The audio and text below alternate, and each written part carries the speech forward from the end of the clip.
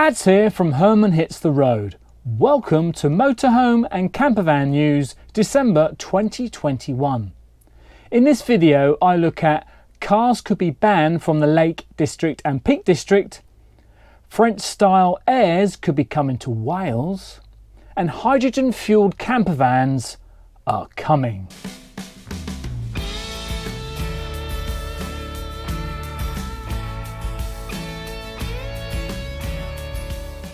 You can find links to all the news articles in the video description, and I've also provided timestamps. Wait until the end of the video for bloopers and outtakes, and let us know how much you enjoyed the video by leaving a comment and giving it a thumbs up. And if you'd like to see more of our videos, then why not subscribe and ring that notification bell. This month I've seen a few articles about banning cars in the Lake District and the Peak District. Here's what the Express has to say. Tourist anger as Lake and Peak District plan to ban visitors' cars. Visitors could be banned from driving in some of the most popular parts of the Lake and the Peak District next summer. The proposed rule has provoked anger on social media. The ban has been proposed as the national parks struggle to handle increased traffic from staycation breaks. Both parks have said that they want to tackle congestion and protect the climate. Richard Leaf, Chief Executive of the Lake District National Park, said, "It feels like we are at peak car level. I want to see less reliance on it. It cannot get any worse, otherwise it really will become too much to handle in our national parks. We need a shift to a more sustainable travel." Last summer, shuttle buses were trialled in the Lake District in an attempt to decrease car traffic. The park is now considering closing popular areas of the park to tourists during the peak season, although residents would still be allowed. If a change goes ahead, tourists will only be able to access areas by bus, bike or on foot. The Peak District is planning to trial a Hail a Ride bus service to discourage visitors from driving. Sarah Fowler, Park Chief Executive, said, "It's Uber, but on a bus scale. It's not a scheduled bus service, but you hail it using an app, and it carries people from gateway sites into the park." She added that possible car-free days in the park were a really interesting concept. However, the plans were met with anger on social media as people felt it could discourage tourists from visiting the parks. Comments such as, "Stupidest idea ever to ban tourist cars to either the lakes or the Peak District. The public transport links to the lakes in particular are near non-existent. It is the tourists that keep these regions going. Most areas of beauty are in remote areas where a car is a must at some point for most visitors." Do let us know your comments on this, and if you think it's a deciding factor as to whether it'll stop you from visiting these locations or not.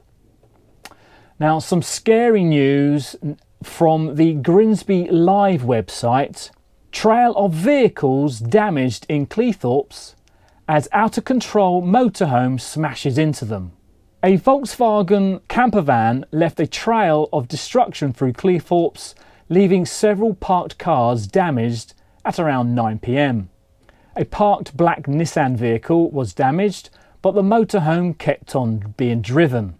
Moments later, a parked silver Ford was shunted into a parked black Range Rover. Again, the motorhome style vehicle did not stop and continued onto the resort's high street, which is busy with revellers. It is understood the large van was then driven onto Dubney Street, where other parked cars were damaged.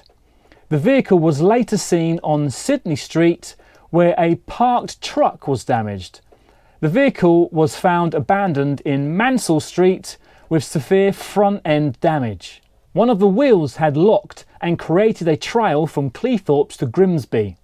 It is understood police arrested someone shortly afterwards. Wow. It's good that no one was hurt, but what do you think? Drunk driver? It is all heating up over in North Wales regarding overnight stopovers. According to the North Wales Live website, campervans and motorhomes could be allowed to stay overnight at some car parks after complaints.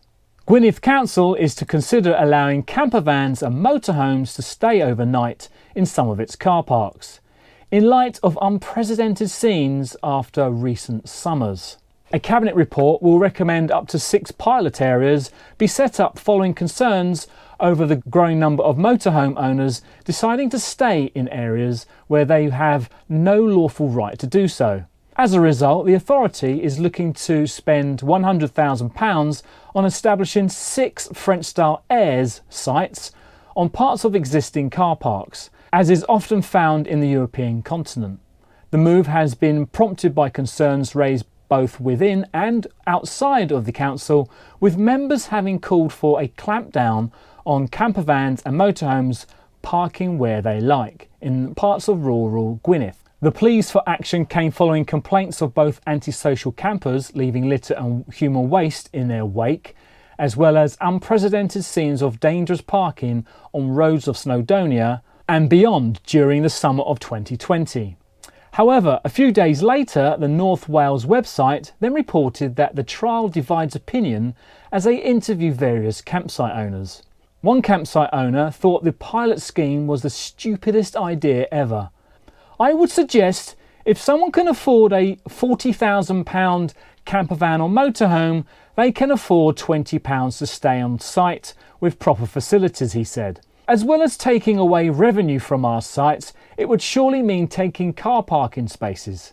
And the motorhome owners will have awnings and deck chairs spread out over the car parks and take up even more space. Another said, "We should be doing what France is doing, as we are way behind in this country. Not everyone wants to pay £20 for a site, so having a cheaper designated place with facilities such as the council car parks would surely mean there would be less dumping of human waste and rubbish." But we are not finished there, because a couple of weeks later the N.Wales website continued to report fears overnight motorhome and campervan parking in Gwynedd will prompt over-tourism. According to, and I'll try to pronounce this, Silic Ya Lave, which roughly translates to Circle of Language, which has been vocally opposed to over-tourism in Welsh-speaking heartlands, the implications haven't been fully thought out. Howard Hughes of the group Sustainable Tourism Group has previously argued that such over-tourism leads to an increase in the sales of second homes and increased house prices, in turn resulting in the strength of the Welsh language in its heartlands. On the Cabinet's decision, he claimed that it should have been one for full council and would hurt existing caravan parks and campsites, despite the authorities' claims that many motorhome owners want a more basic and cheaper offering, and only tending to stay for a night or two in any one place. The new car parks will be created in communities outside the Snowdonian National Park limits, which has stricter rules, said Mr. Hughes. This will mean an overflow from the park to those communities bordering on its boundaries, areas that have recently been designated parts of a World Heritage Site. The provision of overnight parking spaces for camping vans will in turn contribute to the promotion of tourist destinations, and the disadvantages will outweigh the benefits in those areas, as has happened in many of our communities. Let me know your thoughts on the matter in the comments section. From the John O'Groats Journal, we have, remember, it's Remembrance Day please. Campervan makes wrong turning at Wick Parade. Yesterday's Remembrance Day event in Wick went without a hitch, despite a campervan making a wrong turn into the route of the parade. At around 10:50 a.m, a campervan unwittingly turned right at the top of Victoria Place and into the path of the Wick Pipe Band, along with ex-servicemen and others who were marching behind. The driver soon realised their embarrassing mistake and managed to carefully manoeuvre the lengthy vehicle back down the hill and out of view to let the parade pass. It is not known if police had cordoned off the entrance to Victoria Place or if the vehicle had already been parked on the street or in a nearby car park. That must have been so embarrassing. What would you have done in the situation? Let us know in the comments section.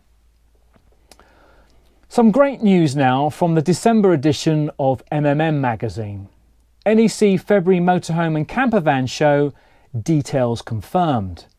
The Caravan, Camping and Motorhome Show will take place between 22nd and the 27th of February 2022 and will see 5 halls of the National Exhibition Centre in Birmingham filled with over 350 stands. Also from the magazine, Vauxhall launches hydrogen Vivaro. Vauxhall has revealed a new zero-emissions hydrogen fuel cell version of its Vivaro. The van has a range of up to 249 miles, refuels in 3 minutes, has the same cargo area as the diesel or the battery electric versions, and more payload than the battery electric Vivaro.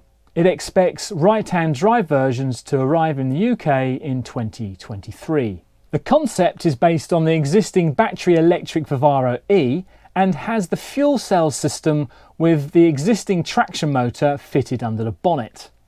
In addition, the battery of the electric van is replaced by 3 700 bar carbon fibre hydrogen tanks. This Vivaro E Hydrogen's 45 kilowatt fuel cell generates enough power for continuous motorway driving, while its 10.5 kilowatt hour lithium-ion battery provides peak power when it's required. So does this mean we'll be seeing hybrid hydrogen electric campervans in 2024? Let me know what you think. We need a shift to more sustainable,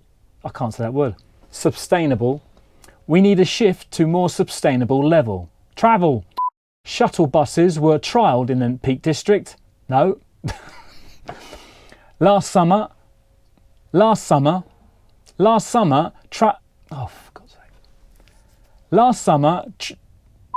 Fears overnight motorhome and The concept is based on 10.5 kilowatt hour lithium ion battery provides peak power when it's required. So does this mean Alright, why did I pause? That was going perfectly. That's it for this month. Like, subscribe and ring the bell. Thanks for watching. Goodbye.